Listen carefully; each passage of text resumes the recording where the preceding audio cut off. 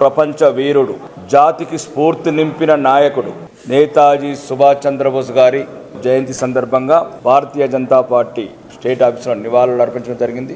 జాతికి స్ఫూర్తి, చరిత్రలో మరిచిపోయినటువంటి కప్పబడినటువంటి ఒక వీరుడి చరిత్ర.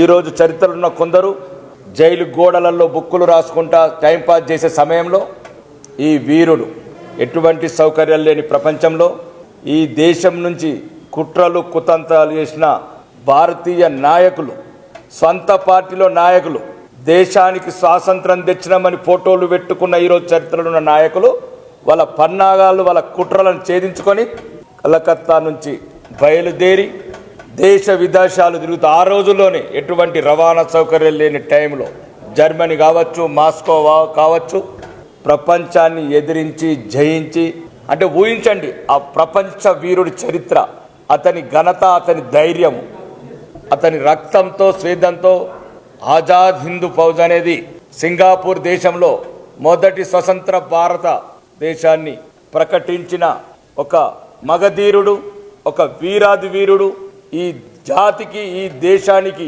ఎప్పటికీ స్ఫూర్తి నింపిన నాయకుడి ఆశయాలు నేతాజీ సుభాష్ చంద్రబోస్ గారిని మేము భారతీయ జనతా పార్టీ తరఫున స్మరించుకుంటాము, ఆ స్ఫూర్తి నింపుకుంటాము. ఈ దేశ యువతకు అతను చేసిన త్యాగాలు, అతను చేసిన గొప్ప పనులు ఇవన్నీ చరిత్రలో మేము మళ్ళీ చరిత్రలో లిఖించి ఈ భవిష్యత్ భారతావనికి, యువ భారతానికి పాఠాలుగా బోధించి ఆ నాయకుడి, ఆ వీరుడి ధైర్య సాహసాలు స్ఫూర్తి నింపుతామని ఈ సందర్భంగా చెప్పడం జరుగుతుంది. జై హింద్. జై హింద్.